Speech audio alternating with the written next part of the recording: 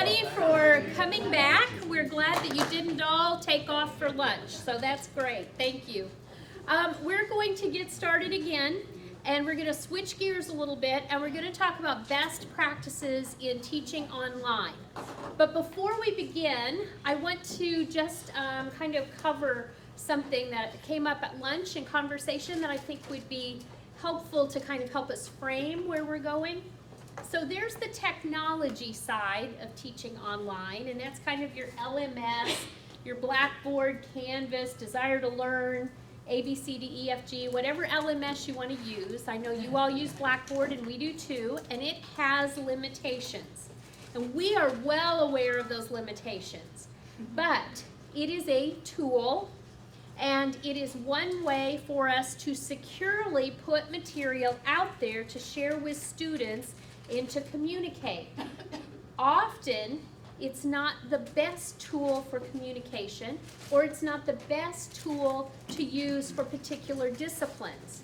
But most of the time, any LMS can be utilized to provide links or a jump-off point to other technologies, but nonetheless, it is still just that, a technology tool. So what we're going to talk about are some of the practices that deal with actually teaching online. And teaching is not that technology tool, the science of it.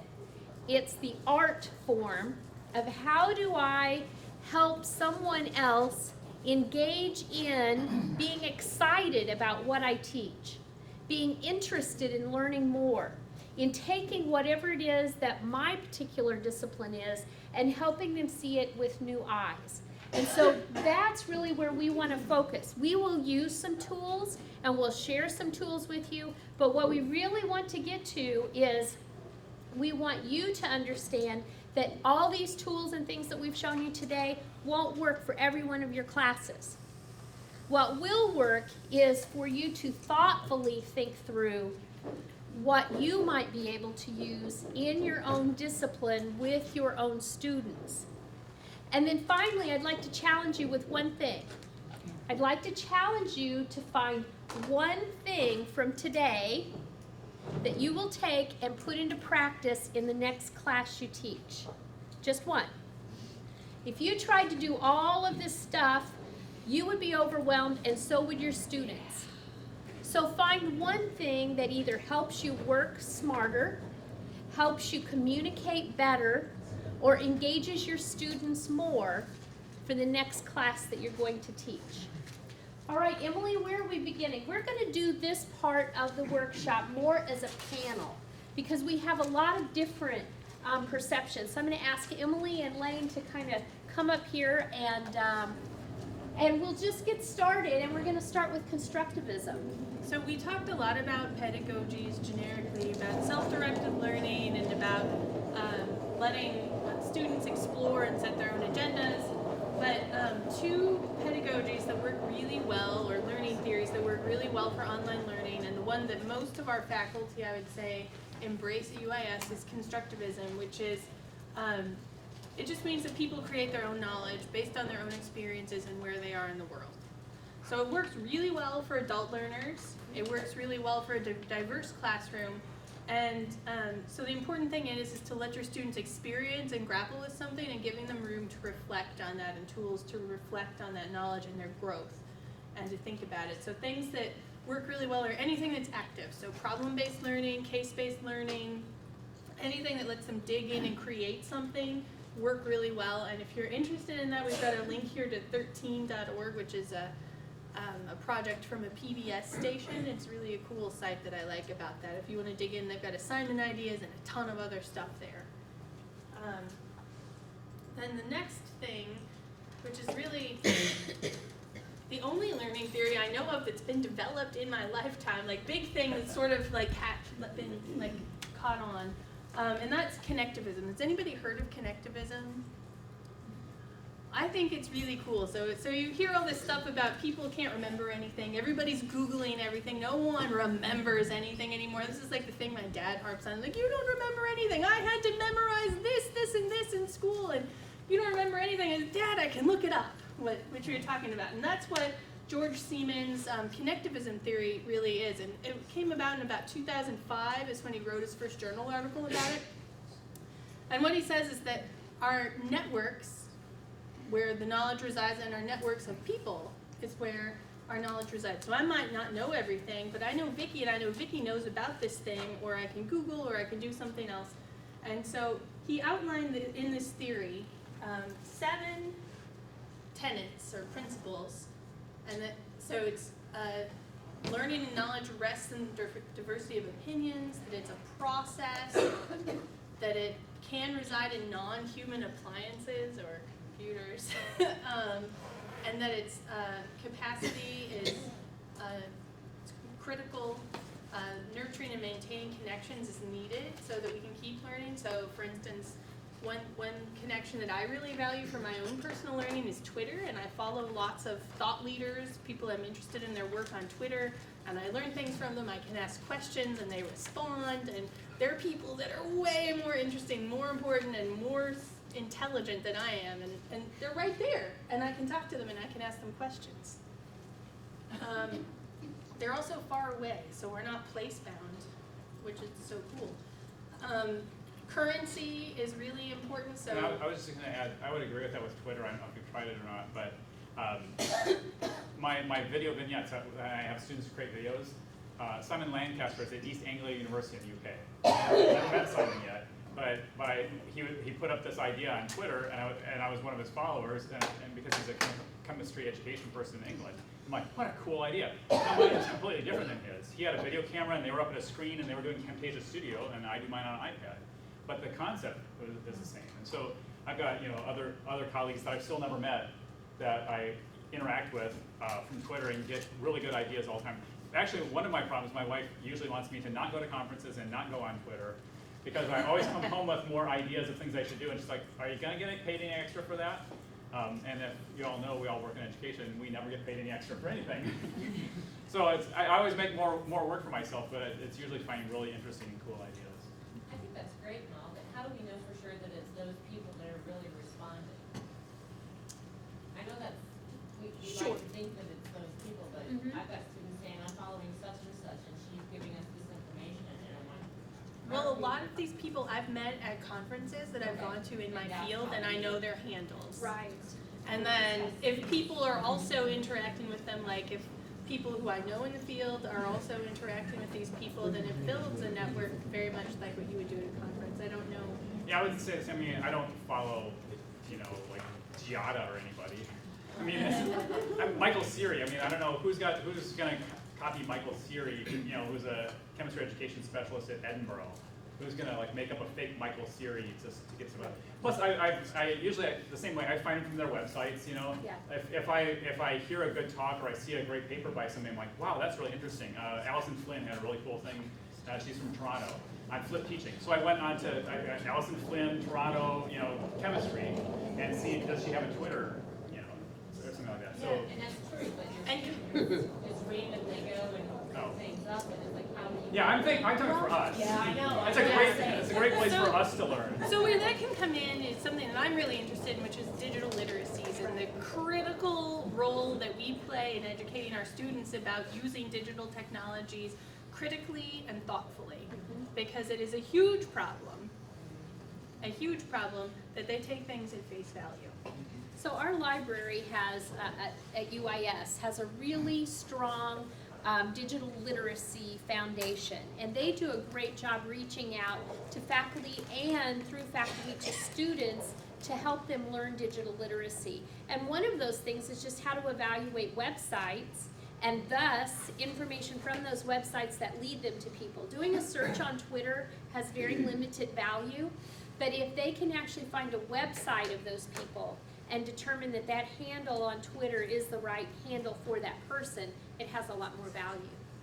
And I think one thing that I like to do with Twitter, and what I think is valuable for students to do, is to find a hashtag on a subject that everyone uses for that topic to find people and then to trace back and be able to do academic, database-driven searches in the library to find those people and their work. That's right. And it's really just like we would do with any author, right, that we're following, because you can see sometimes people do a quote. So-and-so said this. Well, did they, or do we need to go back and find out that so-and-so really did say that? Or is that this person's interpretation of what they said? So it's really just teaching those digital literacy skills, and I'm sure that there are areas in your library that could assist with that, because digital literacy is so vitally important for students. Some of them, Erin and I were talking about this at lunch, some high schools are doing a really good job with this, and some are totally ignoring it. And so you have people all over the board coming in, but especially adult learners returning to school, they are not necessarily going to have many skills in digital literacy. And so figuring out ways to embed that digital literacy into your courses is going to be important as you think about how your students are going to take the information, not just on your content, but also in that greater scheme of utilizing this when they get out in their careers. Being able to utilize digital literacy in their careers is going to be increasingly important. And you're all familiar with the Gainful Employment Act, right? That one that makes us feel like we have nails on a blackboard. Well, that whole idea of gainful employment is complicated and filled with horrible regulation. But the truth of the matter is that we have to do a better job in higher education of really helping our students gain those softer skills, which includes now digital literacy. That's one of the things that so my course now uses the ChemWiki, which is a website that's sponsored by National Science Foundation. It's run out of the University of California, Davis. Has 17,000 pages of chemistry information on it, and it has some from other sciences. They're broadening out to STEMWiki and some other areas. But part of what I think about is, in getting my students to recognize this is the source of our information, and what I thought about was, as I replaced my textbook with that, is how many of you think that 5 or 10 years from now, your student is going to be in a job, and they need to find some out, and they're going to go, oh, you know what I need to do is find a textbook. That's not a useful skill. As much as it kills us that all went through textbooks, anybody, at least roughly within my age or older, that's how we learned everything, is through textbooks. That's not a useful skill. And so if we're teaching them in college, well, you use a textbook. That's how you learn things. That's a horrible thing to teach them. Just like Vicki was saying, that's not a gainful employment skill of the future. That's not where you're going to go to. I even have information texts or things like that. I still don't look them up. They're sitting on my shelf, and the first thing I'm going to do is look it up online. And if I can't find it there, then I might go and look it up in a textbook. Or if it's something more complicated, maybe I might. But and that's when I've been trained to do it. So I think that's a really important thing. That's one of the reasons that I love open educational resources. I mean, they're free is another great thing. There's so much information that's out there if you haven't explored it in your field yet, to see what there is in your field, because there's a ton of great stuff. And most of it's digital, so that we can get our students to say, this is what you do when you need information. You find a good, credible online source to find it. So I would remind you that anytime you're going to use an OER material, open educational resource, or even a video for that matter, watch it all the way through. All the way through. I often have principals for K-12 schools that are taking additional certifications who are in my classes. So they've already completed one master's degree and they're completing either a postmaster's or another master's. And I had one gentleman who was so incredibly embarrassed because at the end of his video there was some very blue language that was used by the presenter, and he was showing this to high school juniors and seniors, and he felt really, really bad when one of them was a board member's child. And so it made him feel a little awkward. But he said, I watched it, 90% of the way through. I just didn't watch those last few seconds. So again, that's a digital literacy skill. Even the recommended videos that pop up at the end, yes. You can turn those off on YouTube. And that's a really good thing. If you want, if you're building an online class, you want them to stay with you. You want them to stay with your class. So anything that distracts them, do you guys have students that get distracted?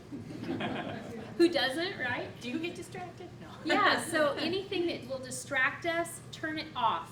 And in YouTube, it's a really great way to do it, because you just turn that recommended video thing off and then they don't go somewhere else. I think the final thing I want to point out about connectivism that's really critical, and that I think it builds on what both of you guys are saying, while there is a right answer now, it may be wrong tomorrow. because of the speed with which knowledge changes and grows and expands. So it's a Now, really important skill for I your would students. tell you that we have a colleague, Dr. Karen Swan, who teaches also in the Ed Leadership Department, who thinks connectivism is a bunch of Junk. hooey. So, She wouldn't be that nice. no, she would not. But she's my friend, so that's what I'll do. And so Karen is an excellent, excellent scholar, and we greatly respect her, but we also respectfully disagree. We think connectivism really is the wave of the future. And she thinks that George Siemens' work is not as high quality as what she would like to see, and disagrees with his assumptions. So I put that out there to let you know that this theory is, in some circles, not one that is just fully accepted. Part of that is because, as you noted at the beginning, it's 11 years old. It's not 50 years old or 75 years old. It's new. It's in its nascent stages. And we anticipate that this theory will continue to develop. Hudagogy, as I mentioned this morning, is much the same way. It actually was first developed and considered in 2004. It's 12 years old. These new theories that are changing because of technology are not fully embraced yet across academia. But that does not mean that we should hide our heads in the sand until other researchers all say, oh yeah, that did seem to work. So we introduce it to you. You are bright, intelligent people who read a lot in your field. We would invite you to take a look at the literature and again, use those things that seem like they make sense to you. Any comments? Questions? Indignant remarks? Thoughts? Okay. So the next thing that we wanted to talk about with you guys is really what I think is the heart of an online class, or any class, any kind of class, and that's communicating with your students. If they don't understand you and you can't understand them, then what is the point? So what we like to think is that even though technology can be useful, it can be important, as Vicki said, it doesn't really matter. What matters is how you're using it thoughtfully to support the objectives of your course. And so we just have some things that we like to do that we think support healthy, productive communication with your students to enable them to be successful. So you can click on that first one if you want. Sure. Because we don't really have to listen to it. So this is just an example. I teach an online class. All right, welcome. And the point of it is that what's the first day of class usually? First day of class usually is you go through the syllabus, you go through the course schedule, and you talk about what's going to happen in the class. So what I've done is sitting in my office, I recorded me going through the syllabus and talking through it. How many of your students read the syllabus in your everyday classes, do you think? Many? How many of them in your online class are going to read the syllabus? Oh, they're completely different now because it's online. Now they're going to be really good students. They're all going to pore over every detail. But what I hope is that if there's a video of me talking through it, hey, here's what the course is about, that there's a greater chance that they're going to engage with it and learn about what the course is about. So I do that with the course syllabus. And the same with the course schedule. I'll go through week by week and I talk about here's what's going to be due, and here's where you can see, here's where it is in Blackboard, and here's what you can do. And then another thing that I do, I think that's the next one. Oh, that's the schedule one. Didn't I do one of the? I thought I did. Of the assignments, that's Yeah, I further put down. that down. Oh, okay. Yeah. So yeah, so I do the same thing with assignments sometimes, where I'm introducing them to the assignment, and here's me talking about this video that they're gonna have to create. So I'm just using my camera right off my Mac. So Give you a brief introduction. I might be looking out, maybe using my iPad, I don't know. And just recording a video of me talking to them about here's what your assignment is for today. One of the things that I feel like, it was a hard adjustment for me for online because I like people and I like this interaction. And when I go to online and I don't see my students ever and they don't ever see me, I feel like there's something missing. There's that personal thing. And then also when I do this, I don't get as many, hey, Mrs. Morsch. Because Lane, may be a girl's name, maybe a boy's name, they don't always know. And so I would get those occasionally. But anyhow, but this gives them a little bit more personal. Like I'm talking with them about what their assignment's going to be. And also, especially one of the things that I want to talk about with the video one in particular is helping them with what an assignment is about. As one of the things that we had to talk about. My students hate that project. So think about this. It's an online class, right? 3 of you are going to work together to create a video. One of you might be in Chicago, one of you might be in California, and one of you might be in Springfield. And you have to create a video together. That sucks, right? They hate it. And so the first 2 semesters that I gave that my reviews were all like, the video thing is the worst assignment ever, I hate this. So, but I have a reason I want them to do it. Here's the reason I want them to do it. I might not be a normal person because I have a lot of collaborators and none of them are in Springfield. And so hardly a week goes by that I'm not on FaceTime or on Skype or GoToMeeting or something like that with somebody from somewhere across the country or in Canada. It's such a useful skill to be able to interact with people at distance. For them, and so now with that video introduction, I tell them, this may be the most important thing you learn in the whole class. Yeah, energy and the environment, you're gonna learn some things about critical thinking, you're gonna learn some things about the environment, but learning how to interact with people from a distance may be the most important thing you learn this whole class. So before they've even started on the painful awfulness of trying to interact across that distance, they're being told, this is a useful skill. This is something that you should be able to take with you. And so what I hope, and we'll see, because I haven't seen the evaluations from this semester yet, that it will help them to say, oh, I recognize that there's a value here, even though it's painful, right? And so part of that is getting that idea of like, here's a reason why I'm giving you this. You know, I'm a firm believer against busy work, right? I hate the idea of like, here's just a bunch of stuff to keep you busy. Like there's a purpose for every assignment I give you, right? And so here's the purpose so that you know that there's a reason for me to do this. So other things that we always encourage our faculty to do is to have a communication policy. That includes types of communication. So if it's a question about an assignment, save yourself some trouble. Have a discussion forum for questions about the class or questions about an assignment so that other students can see the answer. Because if one student's got it, you know you're going to get 15 other emails at the same time. I call it Dr. Morse's office. It's at the top of the discussion board, always. And I would say the whole semester, this semester, I got 9 questions. But you know, and out of 25 students that were in the class. So we're in a lot, but it's a great place to have for them to ask those questions. That's right. And what I like to do is have the subscriptions tool turned on so I can get those questions emailed to me. So I make sure, even though I check my discussion board every day, I don't want 12 hours to go if they've got an assignment due, you know. Also, if it's a private question, then email or phone. Hours that it's okay to call. Also, ideas about how long it will take you to get back to them. And setting out a reasonable expectation and following through with it so they don't feel like you've disappeared. So we have some departments on campus who have made a departmental policy. Does chemistry have a departmental policy? I didn't think so, but some have departmental policies. When departmental policies are created, it's usually what the maximum is. So some departments say in a maximum of 48 hours before we get back with you. I will tell you, in your individual classes, your students will hate that and will crucify you on evaluations if you give them 48 hours in between when they ask a question. Everything happens right away, and they want a response.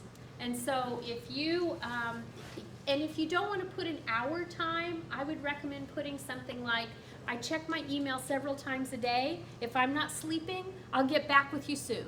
Something like that. It doesn't have to be where you say, I'm going to get back with you every 2 hours. That isn't even practical that we would do that. But some people put 24 hours, some people put 12. I like to make it a little more flexible than that for some people some of our faculty members who sometimes they check often, other times because of labs or whatever their situation is, they may check less often. So sometimes we say one business day, so that way if you just don't get online on Sunday or Saturday to give yourself a break, that's okay. Right. There's another way to go. Now, Michelle, who you guys got to know this morning, had this experience where she had an email from a student at midnight. And she was asleep because she has little kids. She gets up at 5 a.m. A lot of us are. By the time she got up in the morning, she had had 12 emails from that student, and the student had emailed her department head and the dean before she ever saw any emails. So we're not saying that you have to check every 2 hours or through the night or anything like that. We would never suggest that, but But if you tell them what to expect, then it prevents, it That's can help prevent. Some people are just unreasonable. Well, and I would say too that for my online class, I make a specific point to get back to them faster than I necessarily do for on-ground class. On-ground class, they can stop by my office if they need to. You know, I mean, I'm there, I'm available. I still try to get back to them, but with an online class, when that's the only interaction you have with them, an hour feels like a month Yes. sometimes to them. So It I do that, and also I will tell this from just personal experience. If you get back to them right away, like I'm on my computer and somebody emails me and then I get back to them within 5 minutes, they're ecstatic. Like, wow, that was fast. You know, I probably read that 30 times a semester at least. You know, if I'm doing something and I get back to them quickly, they do really appreciate it, especially if it's about a grade or an assignment. So we're going to Yeah. talk a little bit about workload issues in a minute. Yes. I just wanted one comment.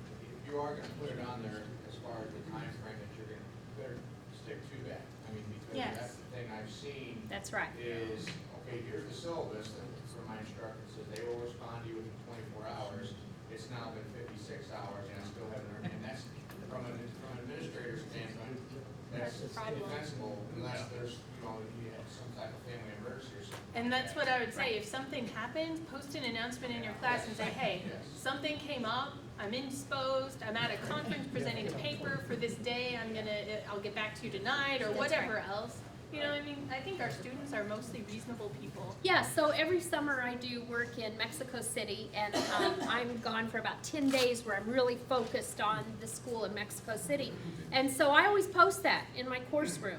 And I put, you know, I'm traveling on these days, I'll have intermittent internet access on these days, but I will address it as soon as I can. And students are just like, yeah, I want to hear about what happened while you were there, and you know, they'll ask questions about the trip, but they aren't unreasonable when you have told them early on what to expect.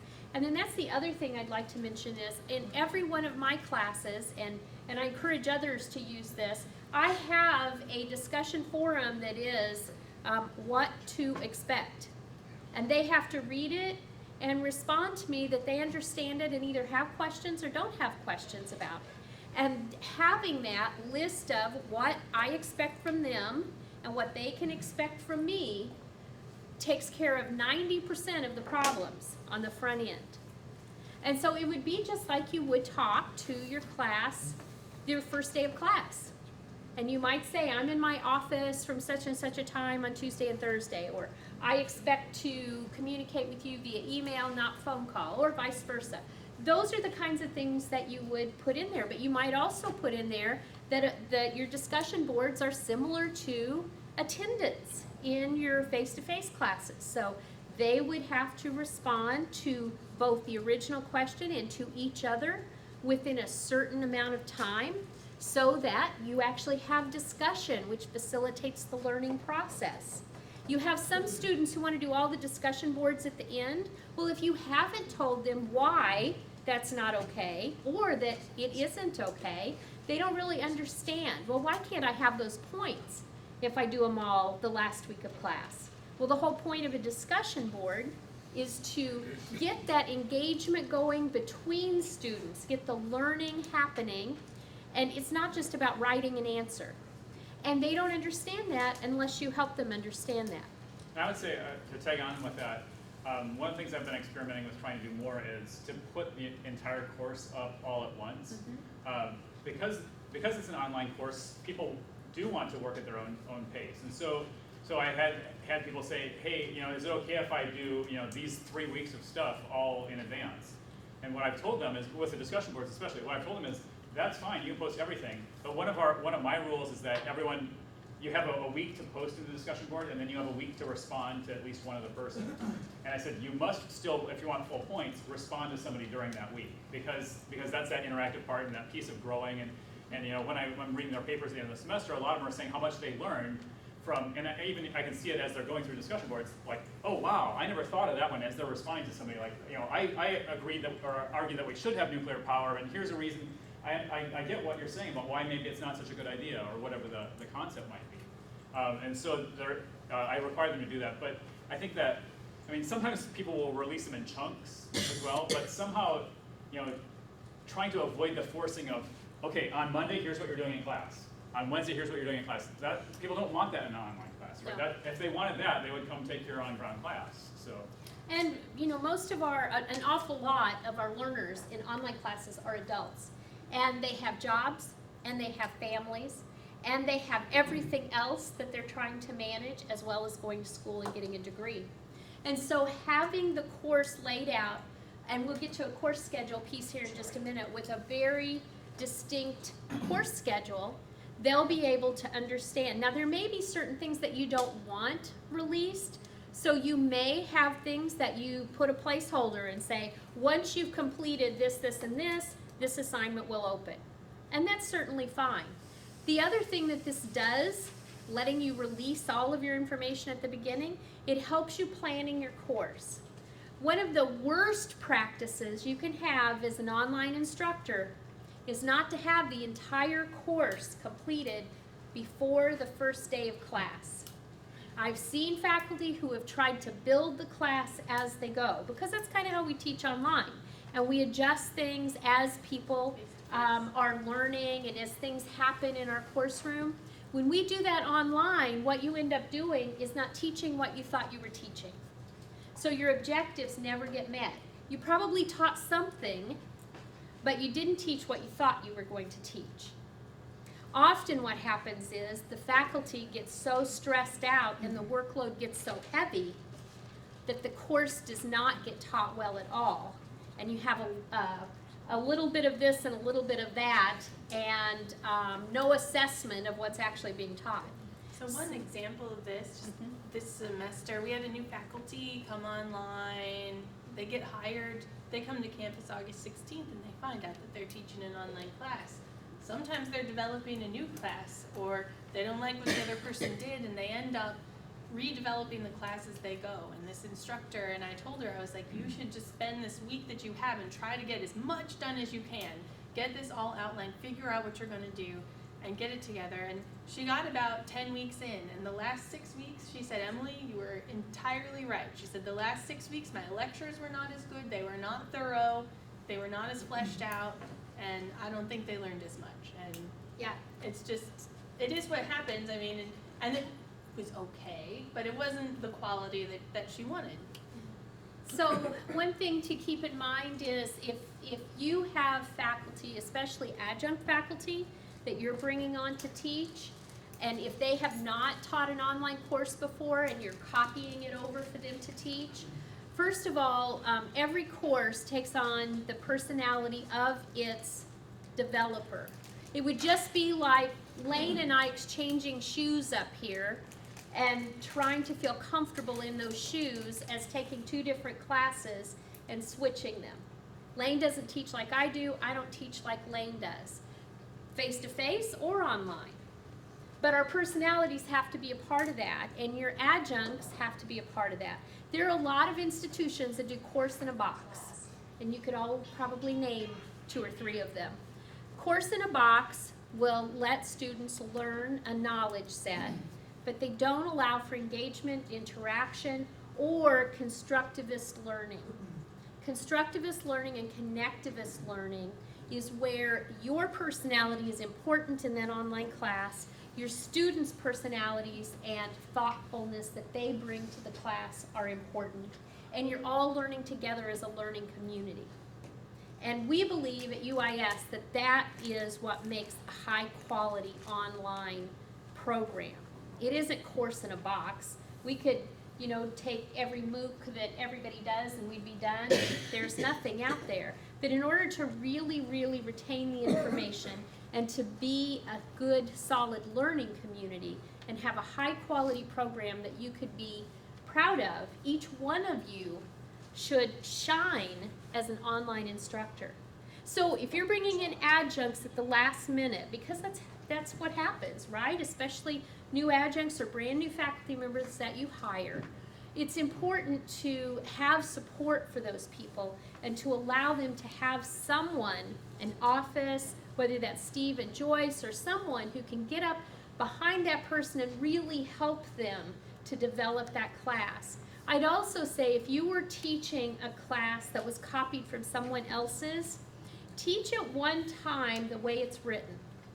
all the way through, even if you hate it, and learn what the problems are. Steve, do you guys do gold courses? Do you have anything set up? Okay, so at UIS, Master class. pardon me, Okay. master class? No. That's what they call them in ICC. Why don't you explain what master classes or gold courses are? Oh, so those are, at UIS, a gold course is a course that faculty can develop a course in and update throughout a semester, but students are never enrolled and it's never taught from. It doesn't get all the junk in it, so that they can copy it freshly each new semester. What? Sandbox. Okay, Oh, so you okay, can have there a we go. sandbox for every course that you teach? Yes, okay, so it's like your sandboxes, and it doesn't get junked up, and then faculty can share that with one another, so that they, you know, I mean, you pay somebody to develop a course, sometimes, you know, teaching schedules change, and you end up sharing courses. But, Right. I really think the value of teaching it all the way through is that sometimes you realize why people make a choice Yes. at the beginning that you didn't like. That's right. So That's it right. is really helpful. Yeah, it's just like if you take a new class that you're teaching face to face, and you really don't know until you've taught that class how all the puzzle pieces fit together. And the same thing is true online.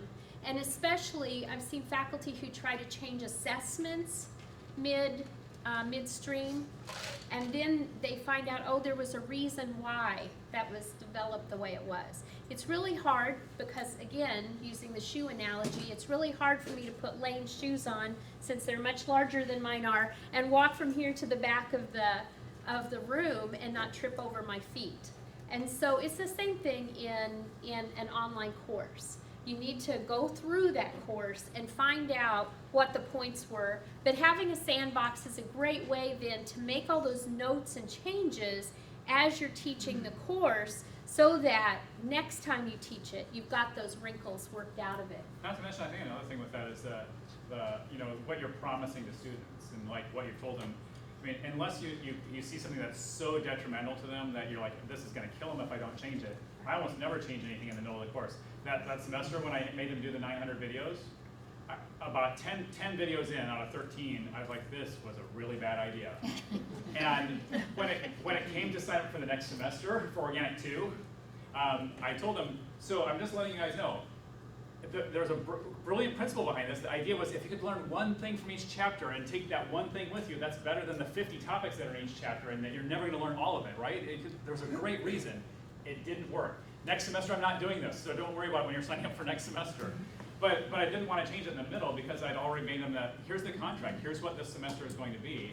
And unless, like I said, I mean, unless I saw it was so bad that It's probably way more painful for you than the students, because watching and grading all of those is. it probably was, but I think it was painful for them too. Yeah. So So- this semester, one of the assignments that I have that's a huge final assignment in my ESL assessment course is that students have to find a family literacy program, and they have to interview an administrator, a faculty member, and a participant in a family literacy program, and apply certain theory and principles to that. Greg, what happened to your family literacy program this year? Well, I think we all know what happened to it. It bit the dust. We have already applied for next year, so. Oh, well, good to hear that. I'm on the grant reading committee, so. But there were no family literacy programs because of the budget. So my big final assignment, which is actually the assignment that everybody goes, oh, I see why we've been learning all this stuff. Well, then it didn't exist. I thankfully found family literacy assignments in Wisconsin who would allow people to do the distance interviews, and they were able to do it. Now, they couldn't go visit, and my hope is always that they'll go to one locally and see it for wherever they are. But Wisconsin was kind enough to let us do the interviews with their folks. But those are really, that was one of the only reasons why I would ever change a final assignment or make adjustments to it. Wow. Want to go to, What yeah. an awful thing. Sorry. Yeah, it was one of those days I came running down the hallway screaming, I think, yeah. So one thing we didn't mention, but Lane sort of touched on, is measurable course objectives. Usually at community colleges, at least at ICC, they're standardized for every course. I'm sure that's true, probably true here. Do you guys have standardized objectives for all your courses? No? We have So, yeah. Yeah. All right. Did you want to show the course scheduling piece at Lane yet? We already Did we do that? played Okay. some of it, but we can zoom. So now we'll take a look at the course schedule. If you look at the top, it's got what week we're in, the topics that we'll be reading that week, any assignments that week, and then blogs or posts that are due that week. So everything in the whole course all in one place. It's a best practice. Besides putting it in your syllabus, I always love putting it either in HTML so they don't have to click or download anything extra to get to it, or in a separate Word document that you can like embed using Box or Google Drive or something so they don't have to click to get to it. So I use both this piece as well as, and this is kind of a template that we use at UIS, so all of our courses at least have the option of using this. But I also then take this and enter it into the Blackboard calendar for my students so that they can quickly click on whatever date it is and figure out what week they're in. And I do the same thing, except I also, because of all my students having iPads, my class is the only class on our whole campus that they're required to have iPads. But that $380 textbook that you had to buy, you don't buy anymore, so I justified a little bit with that. And I use iTunes U. I still use Blackboard for my online class, but for my other class I use iTunes U, and I love the way that allows me to lay things out. Plus they can submit all their assignments in there. I asked Apple how much storage, you guys were talking about storage space, how much storage space I could have. Like one of my students were going to submit 900 videos this fall. They said, if you get over a couple of terabytes, we might give you a call. So I think that we're fine. So anyhow, but that's another way that I keep the whole thing organized. It's the same thing. All the assignments are in there by dates, and they know what's going to be due every single day. And I think that's a hugely important thing that I see, and even more so for online. But in any class, just having them know every single day, this is exactly what I need to do before I get there that day, so they can be prepared. Or if they have to miss a day, that they know what they're missing exactly. Yeah. So to stay organized, like on the side of your home page, you'll have opening, like your syllabi, and then they'll click on the syllabi, and then you'll have all the videos and everything there. I mean, how Yeah, do you usually organize all that? Usually we have a syllabus one and a course schedule one. There are different links that I can click to. And then I usually have like course assignments and then discussions. So I have just, I don't do use something many. completely different, but Yeah. I mean, so being consistent is the most important thing about any course design, and doing things the same way every week, putting the same things in the same spot. I do a course info, and I put the syllabus, the course schedule, any textbooks that are required, any policies that I pulled out of the syllabus, and I put them all there. And then I have course materials, and I put weekly folders or module folders in there. And I put everything for every week all in the same spot, chunked all together, so students know where to go and they're not clicking all over and likely missing something. So I do it different yet again. I put all of that stuff in. I have the modules listed, so module 1 through 8. And during the summer, a module is 1 week. And during the spring and fall, it's 2 weeks. And I have all of this stuff with syllabus and course calendar and everything in module 1. So they have, yes, sir. We've had some discussions about other course should be the same. So can you speak to that, because I heard you all three are raising. Right, so that's really an institutional philosophy. We have Right. departments that have decided to standardize their course menus. Right. And you guys are at a community college. I always feel like you're lucky because you can say nobody's going to teach until we approve your course or you've gone through this training. That is really hard to implement, at least at our university. Mm-hmm. And so the same thing with standardizing course menus. So we tend to think that standardizing course menus is part of academic freedom. And so faculty have the ability to work together to determine what becomes standardized within their department and what doesn't. So we are in charge of online learning, whatever that means. We don't do anything with this, and I wouldn't, because I think it depends on the individual program. What chemistry needs is very different than what our English department needs or wants. And what our public administration folks want looks extremely different than what in the College of Education and Human Services is. And it should. No, It we were should. talking about, on the way down, we were actually talking about best practices with some of this because we were discussing cases of faculty that we know. This is not the place to be creative. No. I have a friend that I looked into his course and it said like fun with atoms, and I was like, what's that? He said, well, those are the weekly quizzes. And another one was, periodic fun, and I'm like, what's that? Well, that's the homework assignments. I'm like, why doesn't it say homework assignments and quizzes? Like, that's not the place to get all fancy with your language and flowery. I mean, say exactly what you're going to find here. Because I looked through his course and I couldn't find anything. We have instructors who make multiple choice tests and all assignments. Yeah, and so if it's an assessment for learning, then a multiple choice test is an assignment. But if it's an assessment of learning, then a multiple choice test is a test. So it depends on whether we're talking about formative or summative learning, right? Or assessment. So it really depends. But again, that's a great point, Steve, because what the faculty member intended could be this, and someone else is saying it goes in this bucket. It really depends on how the course is built. So and it goes back to the objectives. it goes back to the learning objectives. Everything in your course should always go back to your learning objectives. And your learning objectives should be, we talked this morning about Bloom's taxonomy, and we looked at those action words and the iPad apps that go with those. Every one of your learning objectives should be measurable, it should be succinct, and it should be clearly taught by the time you finish your course. So in an online course, it is pretty easy to see, did I meet my objectives of teaching A, B, and C? You should never have more than 3 to 5 learning objectives for any course. I've seen some courses where faculty will have 12 learning objectives. Well, if that was a full year course, maybe you could hit all 12.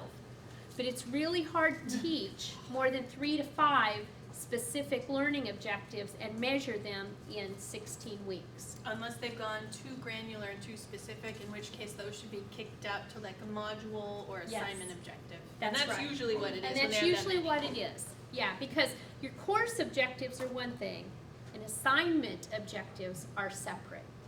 Those are great questions. Other thoughts on that? Discussion? Okay? Oh, I'm sorry, I do have a question. With High University, does the institution have to subscribe to that, or is that something like I could do in my own courses if Casey didn't subscribe to Mixed, they do, but it's free. it? Okay. They do an agreement to have, I think anybody can have a private course. Mm-hmm. To do a public course, then they have to be subscribed. You have to be part of a university to do a public course. So like my Organic Chemistry 1 and Organic Chemistry 2 courses, I made them public because I wanted to share them with everybody. So I have like 17,000 subscribers that are learning organic chemistry. I make a private course from that for our campus that allows them to turn in assignments. The public course, I have no interaction with them. Okay. They don't turn any assignments in. So it's like a new Yeah, Yeah. I occasionally get an email saying organic chemistry is good or something like that. You know? Usually they're not very intelligible and they have like a lot of net speak in them. And every once in a while I get an email from somebody saying, this really helped me with, I'm a student at Florida International and this really helped me with my organic chemistry. So Steve, do you have an iTunes subscription? iTunes U? Okay, so it is free for educational entities. You do have to make some choices. So that might be something, Ken, that your committee wants to speak into, because you have to make some philosophical choices when you fill out the paperwork on what you're going to do with the iTunes U piece, and it might work very well in with your AQUIP. Yeah, but I don't think there's not a lot of management from the No. IT side. Not- Once you not set once somebody's you course get it up, set. it's not a lot of work. Yeah, they take care of most of it. It's just that initial paperwork piece that takes a little bit. So the next thing we want to talk about is actually facilitating a course, and so taking that your course that you've developed and how you teach it and how you interact and give feedback, and it's sprinkled through the rest, but these were things that didn't really fit in with other stuff. So using announcements for group feedback, and I was trying to decide whether to put this in faculty workload, because a lot of times we get into this mentality, and Lane said something at another presentation he did about having to respond to every single thing and grade every single thing. And you said something, you learned something from the K-12 teachers about doing the spot grading on your Right. 900 videos. Yeah, right, that's exactly what I did was I randomized. I told them that 4 of your videos are going to be graded, I'll randomly select your videos so that, because I just didn't have time to grade every single one. So they had to turn everyone in, and theirs might be graded, but they weren't. And another way to do that, instead of writing feedback for everyone, maybe you've looked at them all, you've got an overall impression, and you want to give them generalized feedback, like I'm very happy with your discussion this week, you guys hit this, this, and this, you should have expanded on this, but they didn't really need redirection specifically, so it's a way that you can give general feedback. Other things that, this is just, the goal of discussion and responding and furthering the discussion with your students isn't necessarily to engage with them on every single point. Maybe there's one thing they need to move out on. You don't have to write paragraphs or do anything like that to engage your students and help them extend and clarify your thinking. And on that same token, if you have a class that you teach every semester and you find yourself writing the same thing every semester for a particular assignment, make a Word document with your responses that you typically utilize. So if every semester you're doing grammar and you want them to do something else with grammar, then type that out and save it in a Word doc so that when you get ready to grade that assignment, you can pull that up and copy and paste those same comments that you make every time back into and then you can edit them, of course, but then you have most of it there. Another tool that I use, and it's not on there, but when I have some big assignments, so I have my students make infographics, and I think the infographic is on there later. And one of the things that I do is I tell them that at the end, after all the infographics are turned in, we're going to vote on the best infographics, and the best one or two are going to get 1 or 2 extra credit points. Now, there's a good pedagogical reason to do that. It's, one, I like the fact that they're going to actually see each other's, what they do, but two, it's a pretty well-known fact that if they're making the video or the infographic for me, they have a certain amount that they care about it. If they know their peers are going to see it, that goes up a lot. So they know that their peers are going to look at, they're not grading them, it's not being peer reviewed for a grade, but their peers are going to view what they did. And so I think that's another way that you can help encourage them to give their best. So one of the things that facilitation does is it helps with recruitment, yes, but really more retention. Because this is where the feedback is what students are looking for in your classes. And if you're going to retain students in your classes well, this is the place where it will really happen. And what is your online retention rate right now? Does anybody know? 17 or 20%. 17 to 20%? Yes. Okay. That's the attrition. That's the attrition. Oh, okay. So right, I know. Ours is like 78%. 78% retention? I would guess that. Yeah. Did anybody, Greg, do you know what it is? Not off the top of my head, but I would guess if the 78 would include people who withdrew along the way, probably as a 10-day number, thanks to. Okay. Low figures on that. Yeah, at UIS we have a really high retention rate. We have 68.4 was last spring for our online classes. We have, out of all of our graduates, we just graduated 1,106 students. That was a long commencement ceremony, let me tell you. But 97% of our students take at least one online class to get to graduation. It's a really, really high amount, and over 68% are retained. This is probably one of the best pieces, the secret to our retention, that and colors. I think we help with retention a lot. But facilitation is the piece that students want. They want strong facilitators and strong feedback. So one tool that I've linked on here is a small piece of a class taught by the Illinois Online Network, and this is from the capstone class of that, but it talks about voices, tones, and critical thinking strategies to extend discussion. And it's big and it's hard to read, but I wanted to put this up here. If you're teaching online for the first time, or if you find your discussions are just painful, then this is a good way to sort of step back and look at how you're interacting and engaging with them, and think about how you're just focusing on your students and taking a different voice for a given topic, changing your tone for how you interact with them, and thinking about whether you're helping them dig deeper or sharpening their focus. There are a lot of strategies on here that I think can be really helpful. So who knows what Socratic method is in teaching? Who can explain that? John, what is it?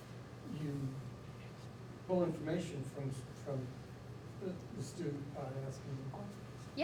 Yeah. So you are pulling information from the student by asking them questions and helping them build their knowledge base as they question what's going on. So when you think about online discussions, think about adopting a Socratic method. The surest way to shut down discussion boards is to be the know-it-all who gives all the information in your response. I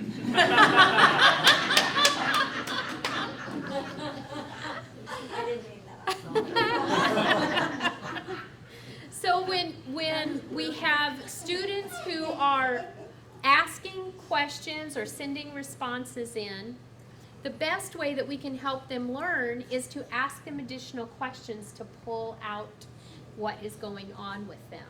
So especially the more complicated the information is that you're sharing, the more deeply you want them to think about it and have them think through either a critical problem that needs to be solved or address an issue or have them ask other people questions.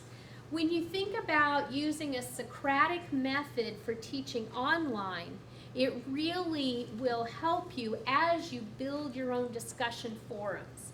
I once had a faculty member tell me that she thought we should just turn off all the discussion forums because they were flat and nobody did anything with them. And so I pulled up her online class and I determined at that point she was right, we should turn hers off because she was absolutely not using them correctly. And they gave the student an answer inside the discussion, so really all they had to do was retype whatever she put in the discussion forum. So there was no learning that was occurring. So think of ways with the discussion forum that you can actually facilitate that learning process. And actually, I mean, I still struggle with what's the best practice with discussion forums, but to be honest, sometimes a little bit of hands-off can help. Yes. If they know that you're going to be responding to everything, then they don't need to respond. So quite often, and again, I'm a little conflicted because sometimes I usually feel like I'm late to the discussion because I usually try to come in after they've had a chance to interact with each other. And then I try to enter into discussions, although quite often I'll do it more in the personal feedback rather than in the discussion board itself. I'll say, yes. You know, I love the way that you said this, you know, challenged me or your fellow students to think about it in a different way.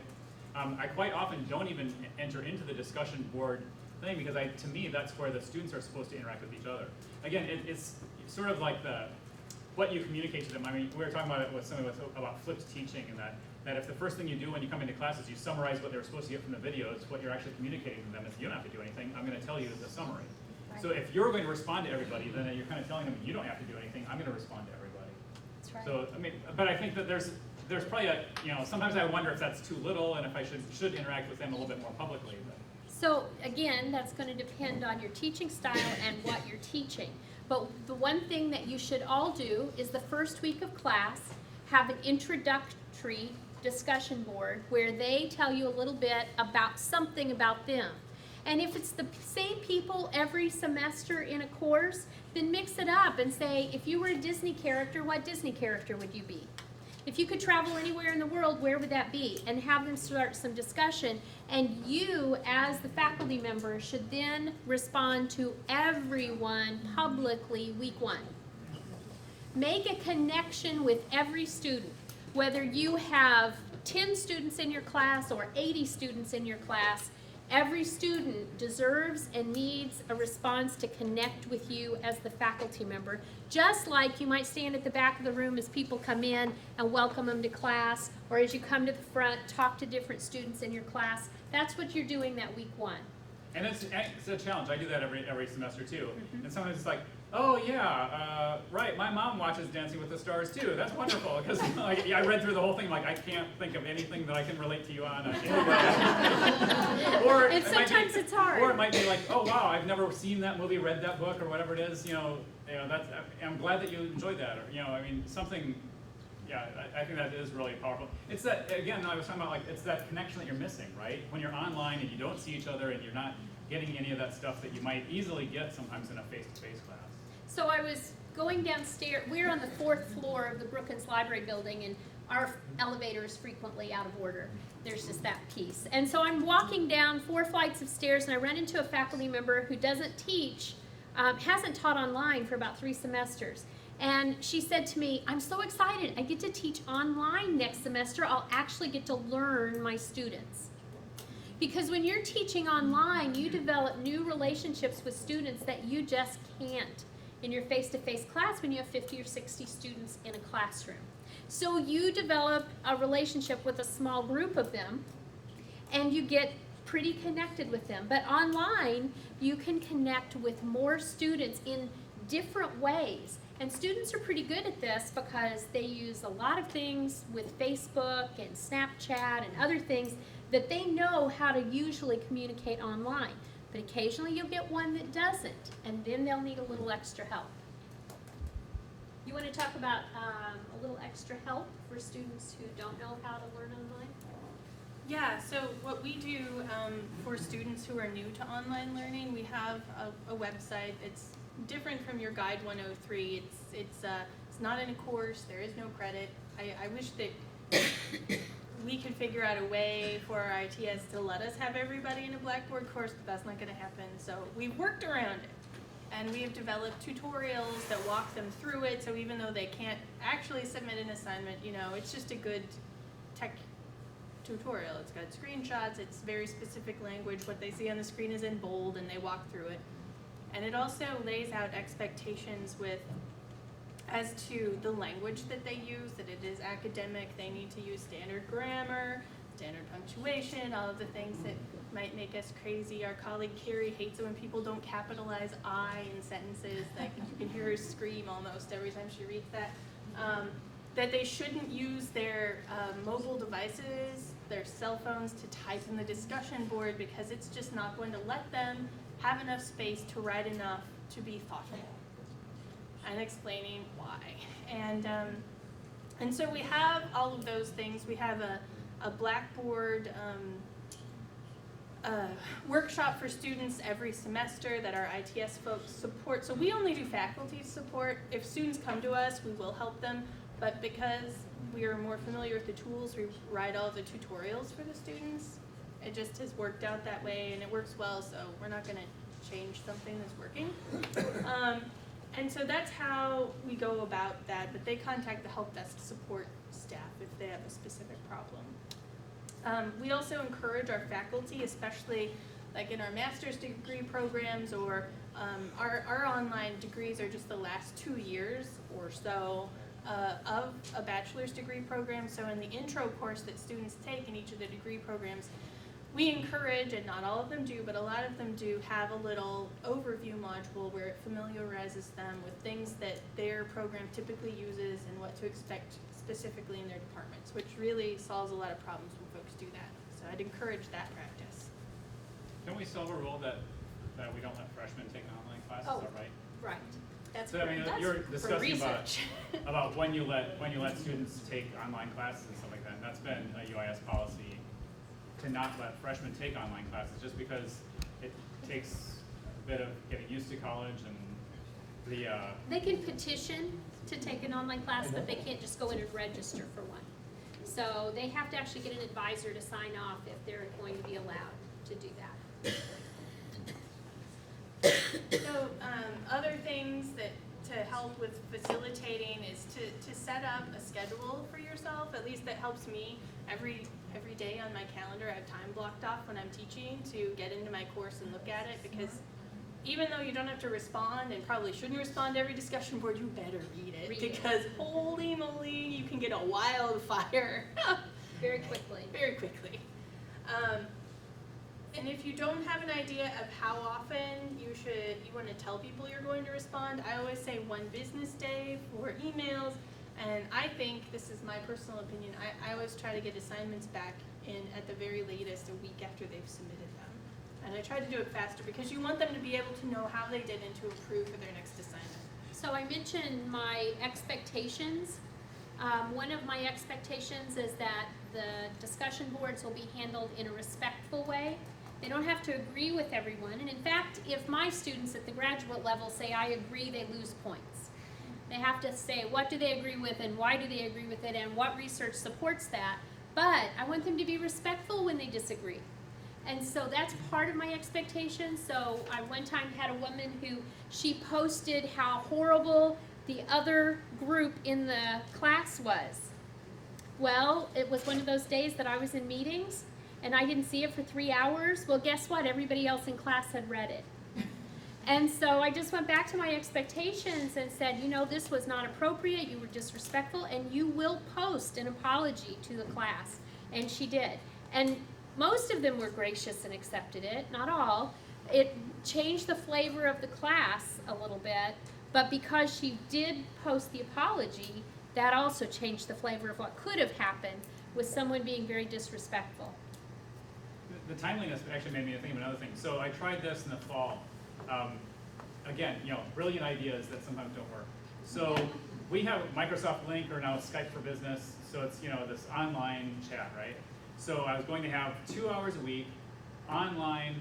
I'll be there, where if you're in my online class, come and you can chat, you can ask questions. And through the entire semester, I had 0 people ever show up. So, which I think it relates to, I mean, we've talked about this a lot, about synchronous versus asynchronous. Anytime when you make something like, okay, from 8 to 9 p.m. on Wednesday, everybody needs to be there, that just killed the reason that 90% of them are taking an online class. Now, I do know people that do a good job of that, and what they do, if they do that, is they record whatever it is and then post that up, so that anybody that couldn't be there didn't miss anything. They didn't get to ask questions or interact, but at least they could see it. And they actually, their experience was that it was very valuable, and more people started coming to those meeting things because they said, oh, this is a cool interaction discussion that's going on. If you do that, a lot of times, I don't think students, unless there's something really value added, I don't think they watch it. So a lot of times people who do that have an extra small, but still something for people to do after they've watched it. So if you're really presenting something, putting time into it, you want to make sure people look at it. So if you're going to do a synchronous component, it is important to have a purpose for that component. To say we're going to do it every Tuesday night at 7 o'clock is ridiculous. That isn't a purpose. Tuesday at 7 o'clock, that's not a purpose. If you're going to say that we are going to meet every Tuesday at 7 o'clock and we are going to discuss issue 1 the first week, issue 2 the second week, issue 3 the third week, and bring your thoughts and most current event information that you have found on these issues, then that's a purpose. And so then there's a reason to actually have the synchronous piece. Also, I know some of you are talking about doing blended classes. Blended classes that are calendar driven are also ridiculous, because you may have a really important topic that you need to get this chunk of information to your students first, and then bring in this topic that would be really, really well done if you could do it face-to-face. And you may not know that that's going to be March 6th when you do the schedule. So one thing that we struggle with, because we have some space issues in our buildings, and so we have a committee that involves the facility services people that do the scheduling, the dean's assistants, and representatives of the faculty, trying to work out a schedule, because we need to know if a room's not going to get used. That's right. And trying to work that out, it's a real struggle, but it's a ridiculous way to drive a curriculum. Yeah, so if you are thinking about doing blended classwork, do it based on the topics. And if you have to adjust that to match a schedule so that you can have a room, think about what that means and work with your facilities folks to do that, rather than saying every third Thursday at 7 o'clock I'll have class. Because you don't know if what you're doing on that week is going to be the best piece to do face-to-face. That might be the best piece to do online, and the next week is actually the best piece of your curriculum to do face-to-face. So make your blended classes match what you need to teach. Going back to those course objectives, how do you best teach to those objectives? Oh, are we going to get into accessibility now?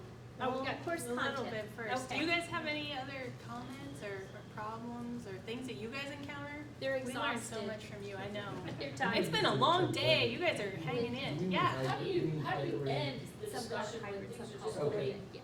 When they keep Beyond- spiraling, beyond- you need yeah. everybody to move on? Right. Hey, Emily, that, Yeah. John just asked a question. Hybrid Okay. and blended can be used intermixed. So some of you may be calling it hybrid, some blended. There's a percentage piece usually that makes a difference, and some grants make a difference, but in practical application, they're the same thing. Yeah, so wrapping up a discussion, that's a great question. Yes. So some people, and I don't think this is the best practice, they lock some people close it and hide the discussion board to lock that down. I think that's kind of a foolish way to go, because if they're developing their own knowledge and interacting, they might want to go back and look at that when they're reflecting on their learning. So in Blackboard, what you can do is you can lock a discussion so they can't reply any longer. And that's one way to go if you're really having a problem. But I find that when I write like a wrap-up discussion board, forum, post, or I post it in the announcements to move on to the next week, that usually shuts it down and refocuses them. But if you're having a problem, you can always go into discussion board and lock the post so they can't reply anymore. And that would be my recommendation for a technology solution. Absolutely. Do you want to talk a little bit about journaling there with the discussion piece? Yeah, so another thing that's really nice to develop a one-on-one relationship with your students is, instead of having all of their interactions take place as a large group, is to use the journal tool that you guys have in Blackboard. We're on the same version of Blackboard, so that's really nice. I know you guys have it. And it's nice to have them do like reading reflections or ask additional follow-up questions. So if they have a burning desire that they just really have to get this out, have to get something done, that they can interact with you in the journal, to do some reflection, to do some additional work, to ask additional questions that maybe they didn't get to do in the discussion board. Something else? Okay. Well, I was just going to add too, I mean, I haven't done that much online teaching. I usually just one class a semester. I've never yet had a discussion I've had to shut down. I've never had, I mean, again, not saying that it doesn't happen, and, there are experiences where people have, but I've never had. This happens to political science faculty. Yes. You should talk to them. They get things that go out of control. Well, I I can can see say that. anything that's controversial can continue to go forward. Well, and mine is energy and environment, and they certainly disagree. Right. But, I mean, I think of all the years, I think there was actually only one post that I actually ever had to correct and say, well, you can't actually say that because that's not factually accurate. But other than that, That's awesome. yeah. That's great. So one thing that we were talking a little bit about Twitter, and you're factually accurate, reminded me, I wanted to make sure I shared this. We had a faculty member in history who does not teach online. And are you going to pull it up? I'll pull it up. All right. And so he decided that he was going to incorporate Twitter into his teaching. And he thought it would just be like a little week-long thing, and it would be a little tiny piece of his course. And it ended up swallowing his course. And it was very, very cool that his whole course became about this. And so it's called Abe's Last Ride. And what the assignment was that everybody in the class was given I think they drew dates out of a hat, and then they had to research what happened to Lincoln's body on that day. And so it was about the train ride that Abraham Lincoln's body took across the country. And then they had to tweet it on Abe's Last Ride. And he would check it for factual accuracy. That's how the students got their grade. And then other students in the class had to respond to that with additional facts. And so everything was assessed, and his students loved this. And he's actually going to be working on a grant next semester, kind of taking this to the next level. But this has been a really interesting. So I think what the really assignment. awesome thing is the students dug in and had a purpose to dig in to primary sources, to do research, to dig into visual archives that the Library of Congress has online, and we have the papers of Abraham Lincoln housed at our university, so it got them interacting with another part of campus, and it was just such a cool project that got followed by grade school classes, other colleges, and so you can see they found some really pretty spiffy stuff on here. It was such a cool idea. It was. and then see if you can pull up 21st, what is it, 21stcentury.org. So there's another assignment where, was that what it was, Aaron? No, I'm 20th been century? using the website myself. Oh, for okay. research, so they're Yeah, like, yeah. So I think it's 20, no. Yeah. Is that one it? The COPLAC one? Don't know if that's it or not. I bet it is not. It's from COPLAC. Okay. Yeah. Anyway, this assignment is a website assignment, and they partnered with other universities across the country, and they gave them a year, a particular year. I think it was 1916 or something like that. And what they did was teams of students built these websites by using digital humanities materials.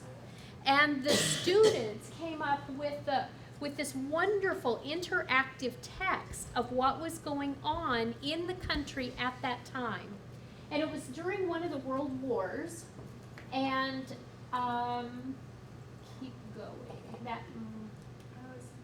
I'm not sure. But it was a really fabulous project that students started out, it was an assignment, and they ended up with this beautiful website that these students all poured this research and information into. There it is. That's it, Century America. So it was from 1914 to 1919. And there are pictures, there are different maps that they put up. None of this was in the original assignment. They weren't required to do these things. The students got excited about the learning and started building this whole entire process themselves. All the universities that got in on this. Yeah, and those are all, that's a list of universities where students got involved with the project. So it would be, a very cool thing to take and do in Illinois. And of course, the time when community colleges were actually built and the community college legislation was passed, what was happening in all the communities where the 48 community colleges reside? Well, what a cool history project for students who live right in those communities to be engaged with. So it's local, so that's another cool thing that when you're teaching online that this project is a great example of is the localization aspect. So even if you assign everybody the same project, if you tell them to do it about where they are, and even if it's just a different little town here in southern Illinois about whatever happened with the coal mines or something else that's really, critical to the social fabric and economic history of the area, it'll all be different and it'll all be interesting, and then they'll still be able to interact even at the same topic. And so you could do the same thing and have students use a Google site and do it for free to upload their research, their links, their photos, what they found in their local libraries, their local genealogy societies, all of those places. That was a fun tangent. So we've already talked about making the course all available. We didn't mention in our course calendar to make the due dates consistent. So when I first started here, we had faculty who would just write assignments on the fly, and it was highly interactive, and they would change the dates and that sort of thing.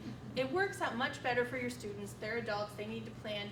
If you're gonna have discussion board posts due every other week, make it on the same day, the same time, at midnight or whatever. If you're gonna give them a week to do responses, make the responses due at the same time, and try to use a pattern. Now, it won't work for big assignments maybe, but anything that's routine that you can make due at the same time, it will lead to a higher success rate, for sure. No, and the one thing I ever did change in the middle of a class, so I had this brilliant idea. I mean, to me, Friday's the end of the week, right? And so I would make the assignments due Friday, and I had several students say, can we have them do Sunday instead of Friday? And to me, it doesn't matter. I'm not grading them until the next week anyhow. And for them, so since then, Sunday midnight basically is my cutoff every single assignment, except for perhaps, you're right, like a bigger thing, but even then I still try to aim for that same date and time, so everything they're doing is always due at that same time, and it seems like Sunday night is better to them than Friday night. I never have things due on Sunday because they wait till the last minute, and I don't want to be doing that on Sunday night, so I make things due on Monday. Well, it's midnight, it's midnight, so I'm not looking at it.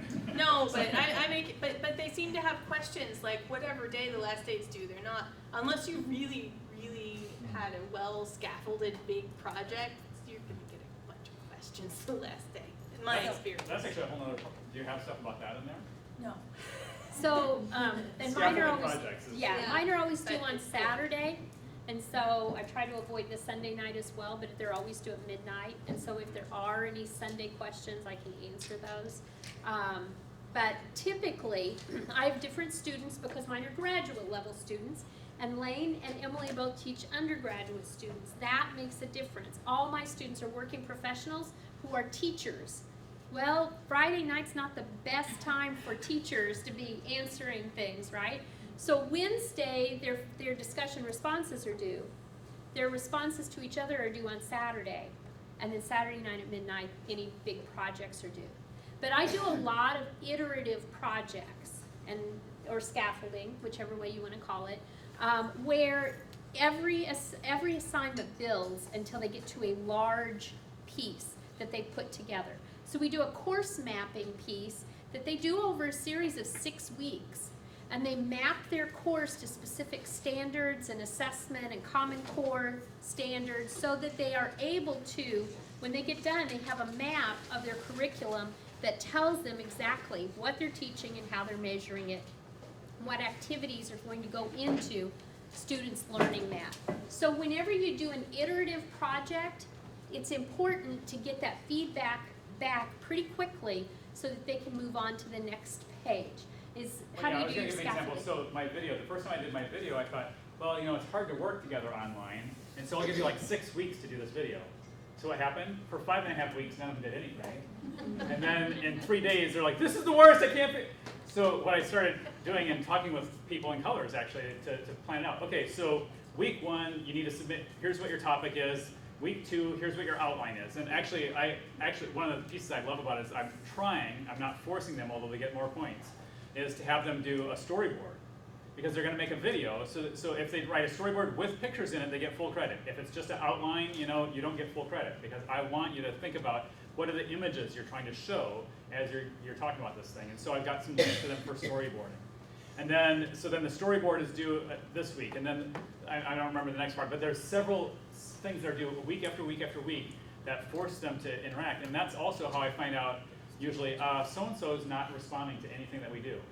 Well, and then I will usually send out an email to all the people in the group saying, hey, you know, you guys are all in a group and there's stuff that's due, and I start there first, the whole generic thing, not saying so-and-so sent me an email and said, you're not doing your job, you know, but doing that, and then if I'm still hearing that about that person, I'll send them something and say, you know, you're supposed to be part of a group project, you're gonna get a 0 because you're not taking part in your group, you know. I have had people ask me, can I work alone? Where I tell them this is a group project. You know, you don't go into a company and they assign you to a team and then you say, well, I'm not going to work with them. You know, that's part of the thing. So I've worked at places where people behave like that. So one thing with the group projects that's sometimes helpful, especially if you have a lot of freshmen that you have in your online class, is to actually have job descriptions written for your groups. So then every person in that group is assigned to a particular job, just like they would be in the real world, and they can see what they're going to be held to. And if they don't meet that, then they're not going to pass that assignment. And I have job descriptions, but I let them pick. Yeah. But it's a 300 level class, so they're nominally going to be more juniors and seniors that are going to be in. So I say, here's what the jobs are, and in that first thing, you have to tell me who's doing what for your group. Yeah. And it's been successful. It's been a lot better since the last couple of times since I've been doing that, and they have to do the little pieces along the way, because then we're not getting to the last week and they haven't even thought about what their topic is and what they're doing for a project. That's a painful lesson.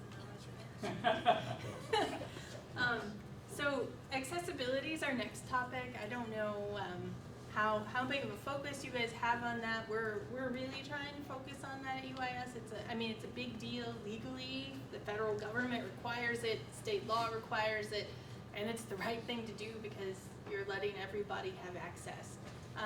So I just want to talk about some basic things. We talked about captioning earlier with YouTube.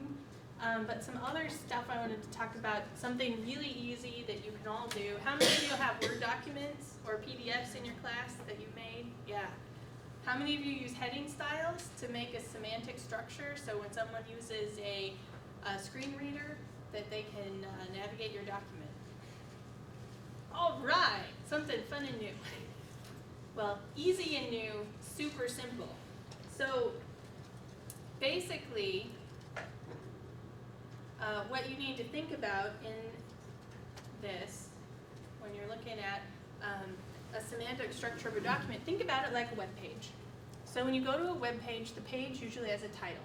And then as you scroll down, you have headings of different sizes, and you guys are probably already formatting your documents with, you know, different sizes and colors of font to structure them so that it makes sense for people reading it. You guys do that, changing your fonts, bold, italics, that kind of thing.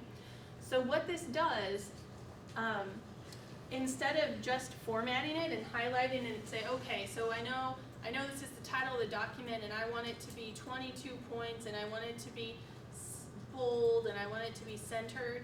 So instead of doing that, that's fine for people like you and me who are reading the document. But if someone's using a screen reader to navigate the page, this doesn't mean anything to them. So everything in your Word document is run together like one big long sentence in how they're reading it. So to fix that, you can do what is called semantic structuring or heading styles in Word.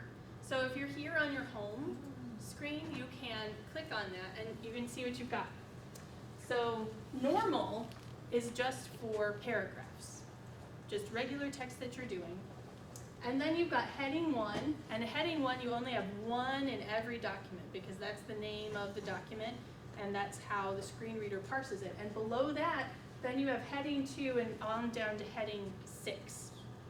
And so you always want, when you're proceeding through a document, one heading 1, and then every time there's a big section, so if you think about it like an outline, like you were taking minutes or something, then you can have lots of heading 2s, lots of heading 3s, but you only have heading 3s underneath a heading 2, so that there's always a pattern.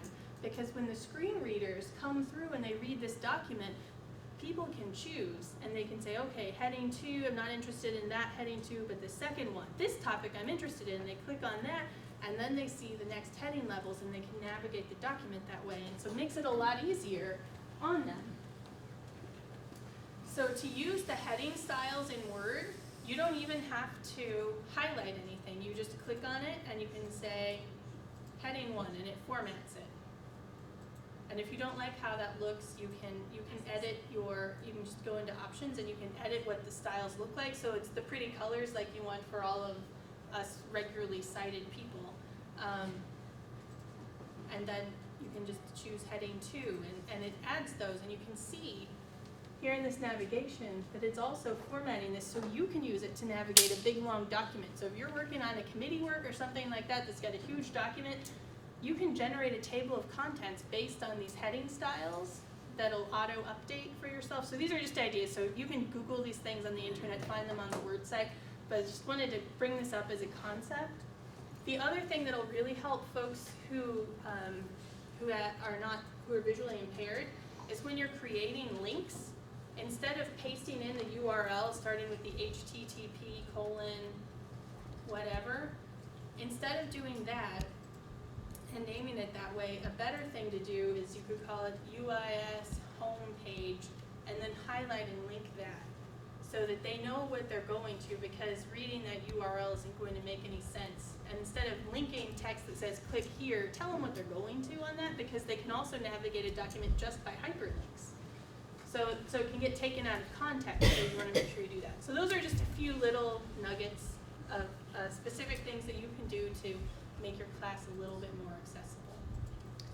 Accessibility is a huge topic, and you got a grain of salt here. Yeah, just a teeny tiny bit, but we have some resources. Got some great links. I would highly recommend the Ohio State University website. We know the director there, and she is excellent, and she's made a lot of that information available in short how-tos. I'm going to give you all a 5-minute break. If you'll come back, then we'll stand up. We don't you can always stand up. But I hope you all have enjoyed yourself today. I want to talk about a Pecha Kucha assignment. Who knows what Pecha Kucha is? Anybody? I'm not a ruin and We're already on. do you put the hand on the envelope? Machu Picchu. Oh. That's right. Anybody else with a guess for Pecha Kucha? Yes, Sue. Chit chat. That is what it means. You read it. So Pecha Kucha is a technique that was developed in Japan. Pecha Kucha means chit chat. You will hear this thing pronounced multiple ways. Cha-cha. Yeah, cha, I think. I just asked somebody who spoke Japanese how to say it, and that's how they told me. So I just go with that. You couldn't tell me whether that was right or wrong. But the concept is really good. And it is that you give students a certain number of slides. They get 1 minute per slide, and they have to do an entire concept. So in my online class, I ask them to do a presentation about a particular concept. It is scaffolded, so it's much like Lane said, where they have to turn in what they are going to do as far as their topic. They have to turn in an annotated bibliography, and then they have to actually do the Pecha Kucha assignment. They have to provide not only the slides, they have to record their voices, and they have to provide a printed script so that it's completely accessible. And they have to have covered an entire concept with this assignment. So I have a rubric that's developed that they have ahead of time that helps them decide, have they met the goals of the assignment. You know how students sometimes when they're doing a presentation, they tend to wonder. And while you may have told them that you want a 15-minute or a 20-minute presentation, and you end up with presentations that are 10 minutes and presentations that are 35 minutes. This takes care of that. You can use this in a classroom, face-to-face classroom, or online. The result is the same. They're very focused, and because they are limited to so many seconds per slide, when they record it, they have to meet that number of seconds per slide. So they have to say very concisely what they're trying to say out of that slide. Or channel the micro machines. I'm sorry. Or channel the micro machines, man. Some of them try. Yes. Talk really fast. That's right. Some of them do try to talk really fast. The one thing that I think is really important about this assignment is with any presentation that I have with my students is I don't allow them to read their PowerPoints. So PowerPoints that are very visually graphic, that then they talk about, is what I want, not they list it all in 8-point font and then read it to me. They actually lose points if they've read the PowerPoint to me. I can read. I need them to show me they can think. And so that's what I'm trying to get through with this. And I've had a lot of very, very successful results using this as an assessment tool. I would add, I hope that one of the things that you take with you is that some of our stories of things that didn't work or how things don't work always too, because you're all going to make up assignments or do things that you're going to be like, wow, that was a failure.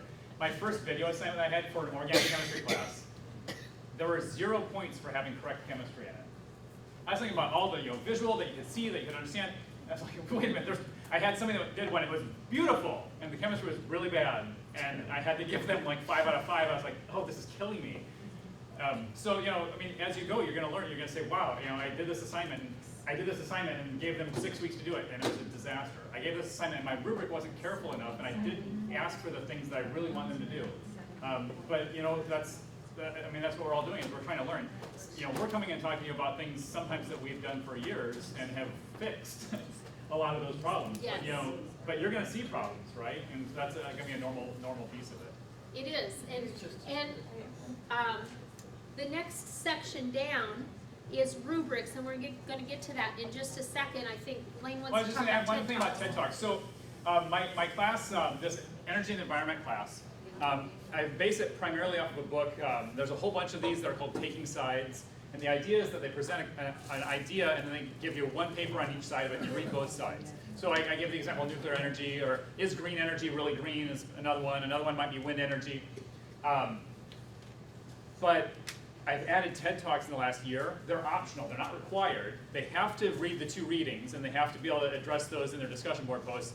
And I would say roughly 80 to 90% of the students also talk about the TED Talks in there because they're lively, they're entertaining, they're a lot more fun. I mean, you know, here's an 8-page paper and here's an 8-page paper, and sometimes they're dry because they're explaining, you know, here's the ins and outs of, you know, ecological restoration or whatever it is.